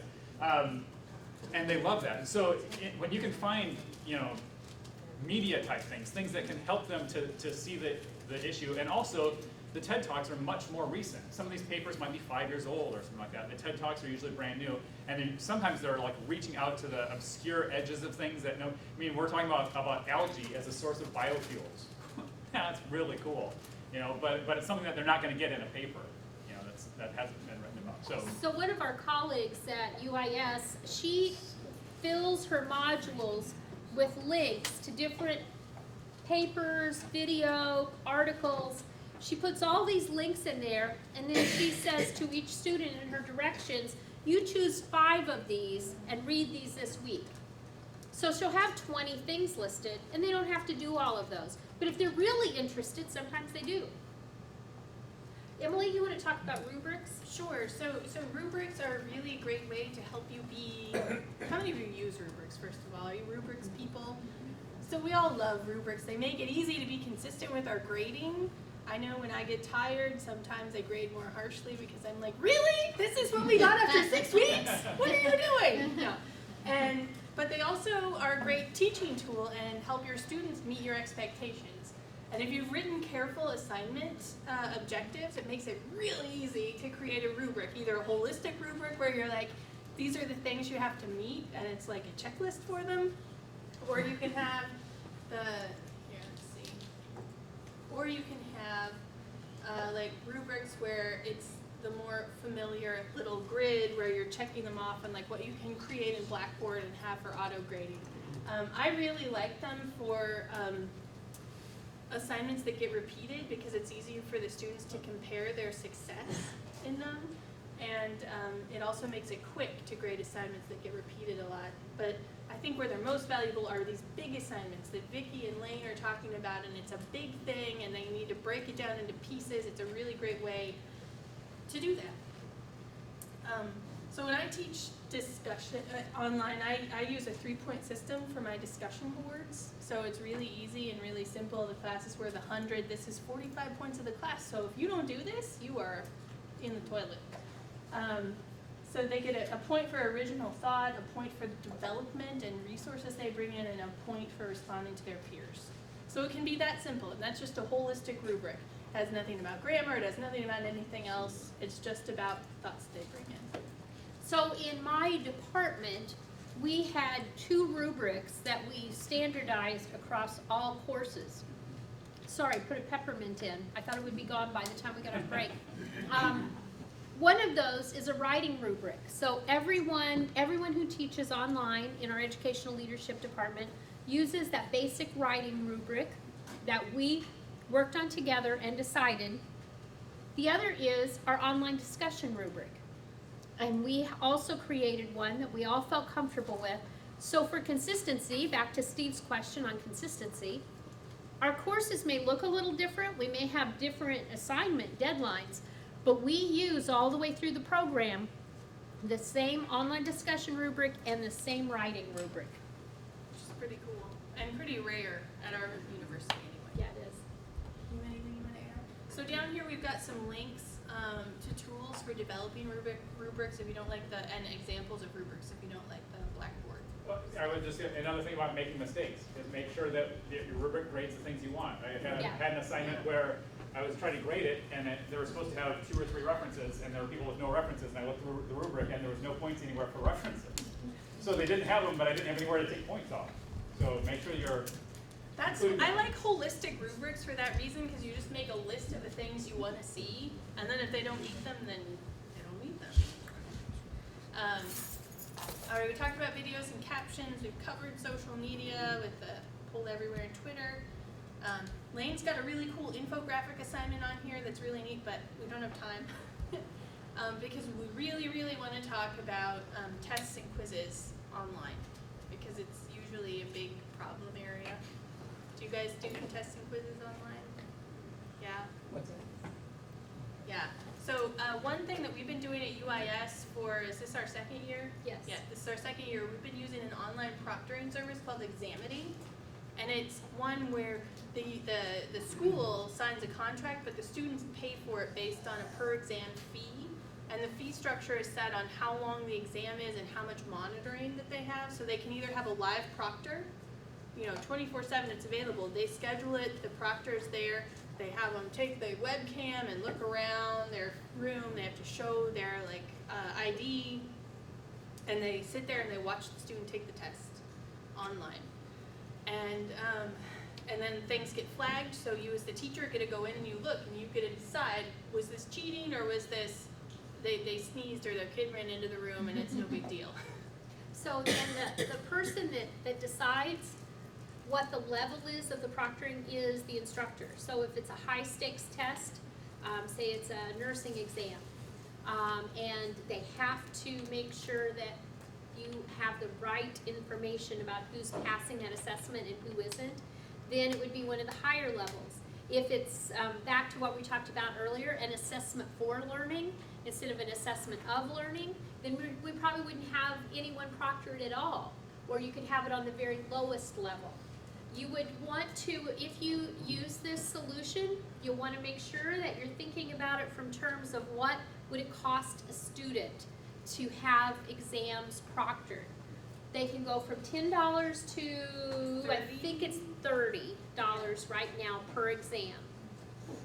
But if the student doesn't sign up in time, there is a penalty that Examity charges to get a person to, do it at the last minute, to proctor at the last minute. But it's been working really well for us from a management standpoint. It's really easy. They have great customer service. Some interesting things that we learned at the Online Learning Consortium conference are that these folks at Miami University found that proctored versus non-proctored test times, proctored tests take 19% less time. So students spend less time on an exam when it's proctored. Grade distributions are wider. So there are more people doing better and more people doing more poorly, bigger distribution when the exams are proctored. And the average grade is 17 points lower overall with proctored exams. So what does that tell us? So when we were deciding to bring in Examity, we have a committee called Academic Technology Committee. And it's made up of faculty, IT, and different units across the campus. And we had a discussion about this, and one of the faculty members announced to the room, he said, well, I've always sent my test to such and such library and they proctor it, and I know it must be working great because they've never told me a student's cheating. And it got really quiet in the room because everybody else was, well, he just sold this product for us because it's like, oh, well, maybe that isn't quite working. If you've never in 8 years ever had someone cheat on a proctored exam. So just because an exam is proctored face-to-face doesn't mean that whoever's proctoring it is paying one bit of attention to the person who's actually taking the exam. These people pay attention because that is all they are doing at that point. So we've got some other LMS tools. Since we share Blackboard, we put up a link to our how-to site for faculty where we've got things that we've written, and we also put up a link to the Blackboard how-to site from Blackboard, which I don't know if you guys use that as a reference, but it's gotten revamped and it's awesome. It's really actually helpful, which is surprising, quite frankly, for us. So the last thing we're going to talk about is managing faculty workload, which is a big deal because teaching online takes a lot of work to get ready for, and it does take a lot of time to manage. But it can be so worthwhile, and there are things that you can do to make it work for you and inside your schedule. So the first thing, design your classes to be recycled. So when you're developing them, this is my personal thing, you guys might have other opinions, don't put due dates all over your class because you're always going to miss one, and your students are going to be confused. So I always put my due dates in the Blackboard course calendar and on my Word document that I've created. Do you guys put them in like discussions or anywhere else? I know people that put them all over the place. No, I put them in each discussion board. do you? Yeah.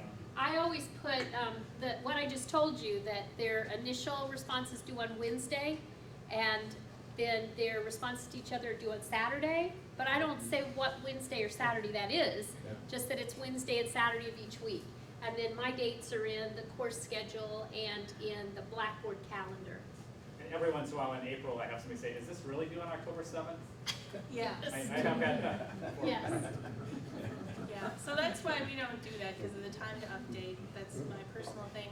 When you're doing video or audio lectures, don't mention the weather or the season or how the Cubs are doing or Cardinals. We are in Cardinal country, or anything else like that, because it'll date it and it'll make it harder to reuse. Also, record things that are short, because if there's something that changes in your course, it's easy to fix a tiny little lecture. And honestly, students really aren't paying attention after 7 to 10 minutes anyway. We have a tool called Kaltura, and we can look at the drop-off rates of faculty's lectures, and they get beyond that, and the students are gone. So if you really think that you have to have a 30-minute lecture, go ahead and record it, and then have somebody who edits well to chunk it into 3 pieces for you, because students will not watch a 30-minute lecture. Research shows that right now the average person will watch a video from 3 to 7 minutes. I said that in Wisconsin last summer doing our emerging technology piece, and I had a faculty member get very irate and said, then we need to teach them to have a longer attention span. And I wished him luck. You know, I mean, okay, if you want to do that in your class, go ahead. And that's why those TED Talks are so nice. Exactly. They're only like 12 to 15 minutes. That's right. And they're quick. Yeah, absolutely. So my organic chemistry course is 70 videos, right? And so I did a lot of this. And I looked into a lot of the research on it. And what surprised me is what I expected to see in the research is that as the video got longer, at some point it would, they would watch it, and then it would level off to like 7 minutes or something like that. That's the max. What actually happens is worse. It goes down. As the video gets longer, they watch less and less of it. Yeah. So as the video is 30 minutes, the average is that they watch 2.5 minutes of it, because they're like 2.5 minutes and they're like, oh my gosh, there's 28 minutes left. I'm done with That's this. right. And what's really funny is that, we're so much better, right? Because we're the faculty. So I have a friend, he's called the ChemDraw Wizard. He does these really cool videos with ChemDraw. He's from France, Pierre. And I was at a conference, I was talking with Pierre, and he's like, oh, did you watch my videos? And I said, I watched the first 3 minutes. We're no better than them, right? So, maybe a little bit better, but not much. So I have this really great video that I really like my students to watch, and it's Heidi Jacobs-Hayes, which Erin will recognize. And so the problem with it is a keynote address that she did at an education conference, and it's 28 minutes long. And so I put in my instructions, this video is way too long, it's 28 minutes. Chunk it into 4 watchings. Watch it 4 different times, 7 minutes at a time, mark your place. And then I will see that people will go back and they will watch the 7-minute pieces. If you want somebody to watch something longer, tell them ahead of time so that they can make plans to do that. But don't do it often. I figure I get away with it one time in this course. I would never get away with it with another video. Can you tell me Blackboard, with iTunes, one of the things I can do is I can start a video. So I can put in a video and I can only set it to watch minutes 1 through 6. Yeah. Can you tell it to start at minute 7 and go to minute 12 in Blackboard? You can, yeah, so in Kaltura, you can Yeah. say, I want to put a snippet of this video in there. Okay. So you can do that in Blackboard too, where even if you do, if you don't know how to edit it down, they could put it in and just say, set it Not up a to only watch Blackboard tool, it's a Kaltura. Kaltura. Kaltura. But is Kaltura within everybody's Blackboard or no? No. Okay, never mind. It's an extra tool. But if you're making YouTube, but you can use something called Tube Chop. If you Yeah. have a YouTube video and you want to just watch a section of it, Google Tube Chop, and you can just say, I want 7 minutes of this video, and it'll get you a new link, and I'll put it right in your course. And it free. also cuts out the ads. It's awesome. I do it even with videos. I want the whole thing because it gets rid of the ads. And it's free. And it's free.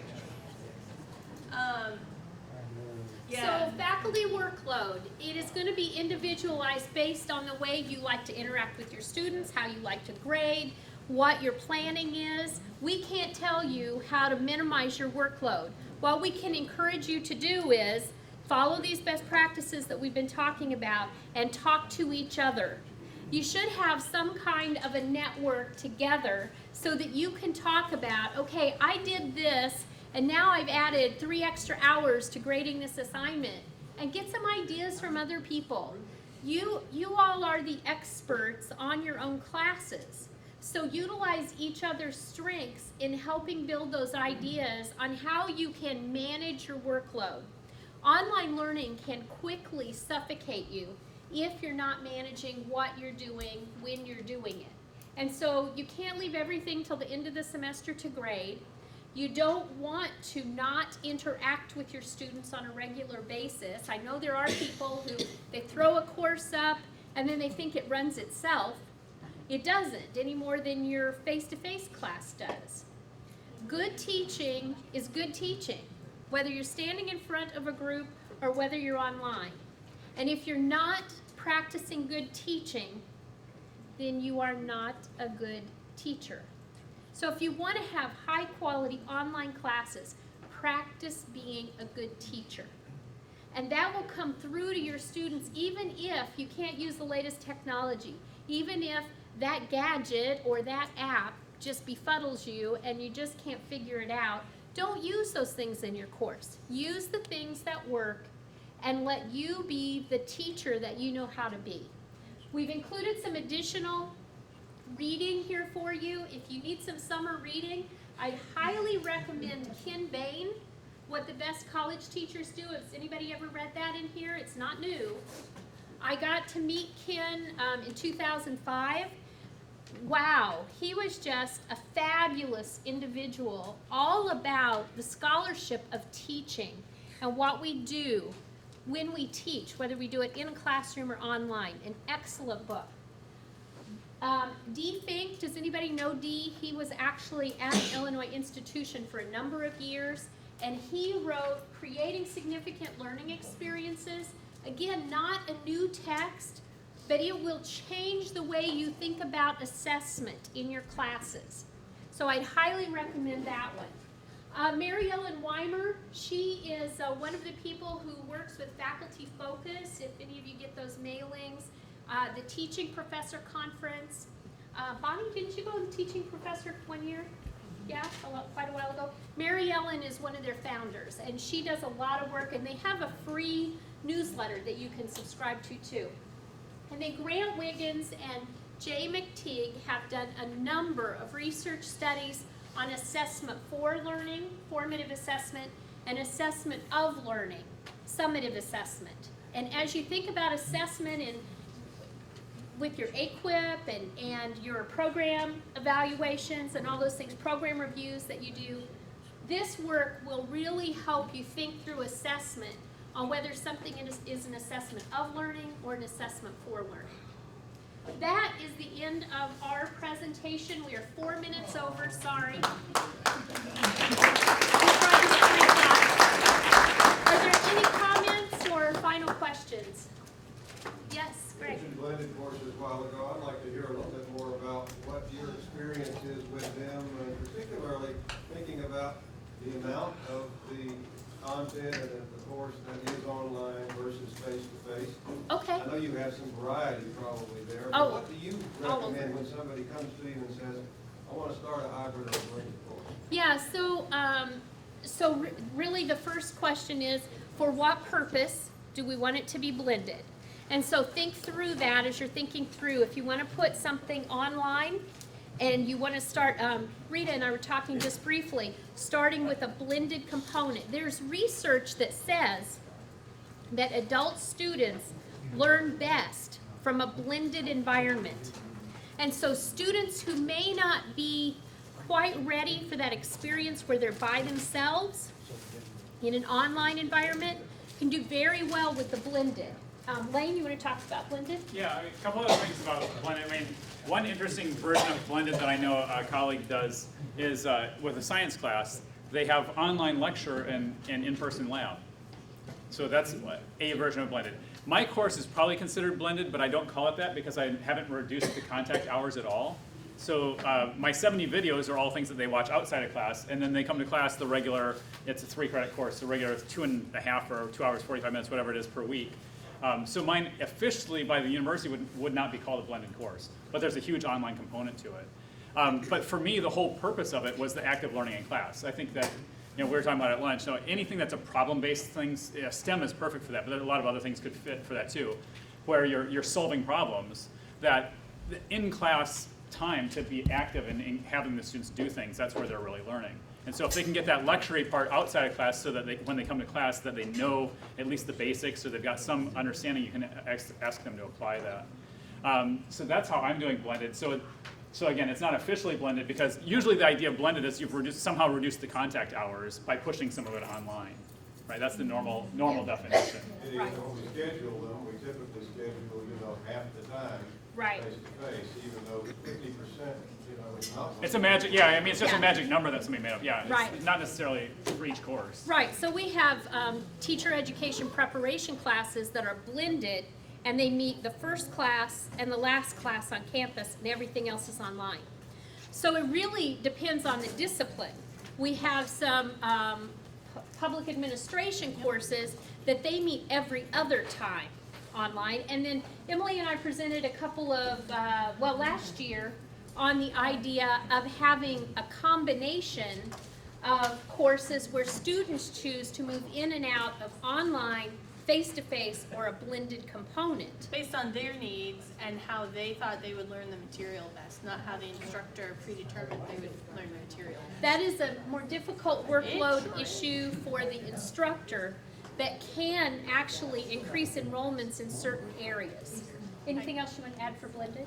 Just that always start from your objectives. Think about what works best online, what works best face-to-face, and break it up based on how the students are likely to achieve with that. And we have, we had a grant for blended learning and developed these resources based on research. They're a few years old, but I don't think anything has changed. No, I just looked at this and I was like, this is all still accurate and good to go. So we'll add that to the website so you guys could get to some research on it. So really it will be discipline-based and then the needs of your students on what should drive it. Mhm. Any other questions or comments? Ken, do you have any?